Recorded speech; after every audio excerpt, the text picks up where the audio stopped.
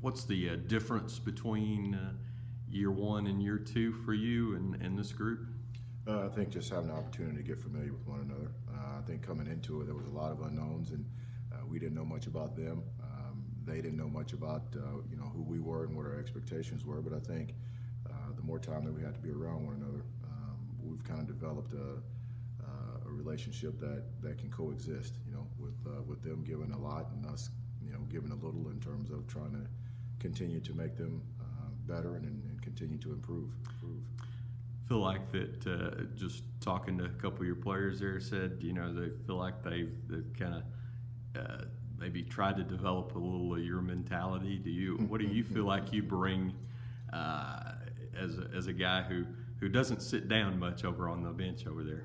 If they are trying to develop my mentality, I feel sorry for them later in life. No, I'm just kidding.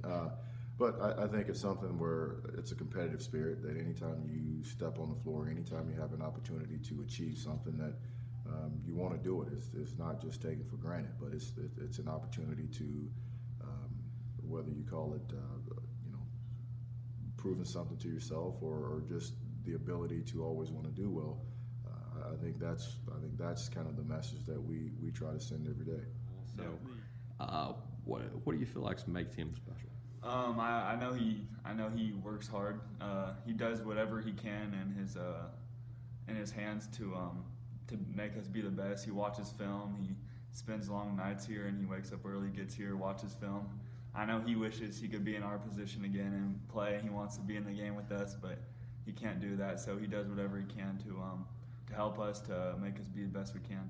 Do you guys talk at all about winning games, or does that maybe changing some things and doing things in the manner that you want to do them, and maybe the victories kind of take care of themselves? Yeah, I think winning and losing typically is a byproduct of what you've done leading up to a certain point.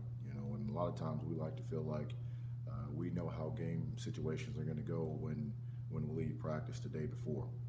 So we kind of not necessarily hang our hats on that, but look at that in regards to the type of tempo we have in practice, the energy level we have in practice, and obviously the mental focus, and that tends to carry over from day to day. Do you guys get a little something from that when you look over to the bench, and do you feel like that helps? Definitely. He's always on his toes. It's his competitive nature, and that definitely runs through us. We're always trying to pick each other up, always have that extra energy whenever, even through like maybe third quarter when it just seems to drag on. He's always up, and he's always wanting us to get better, I guess.